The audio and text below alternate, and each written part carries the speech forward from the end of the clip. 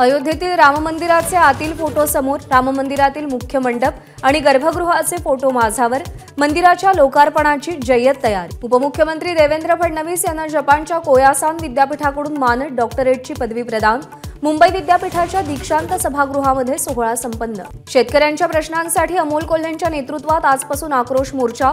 शिवनेरी किल्ल्यावरून मोर्चाला सुरुवात होणार। 30 डिसेंबरला मोर्चा पुणे जिल्हाधिकारी कार्यालयावर धडकणार। लोकसभेमध्ये वंचित बहुजन आघाडीला महाविकास आघाडीनं 12 जागा द्याव्यात। कार्यकारिणीच्या बैठकीनंतर रेखा ठाकूर यांची मागणी। महादेव बेटिंग ॲप प्रकरणी मुख्य सूत्रधार आणि प्रवर्तक सौरभ चंद्राकरला दुबईमध्ये नजरकैदेत ठेवल्याची माहिती।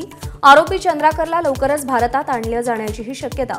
देवगिरीवरती नवाब मलिक अजित पवारांची भेट। मतदारसंघातील प्रलंबित कामांबद्दल चर्चा झाल्याची माहिती। नवी दिल्लीतील इस्रायली दूतावासाबाहेर संध्याकाळी सौम्य स्फोट।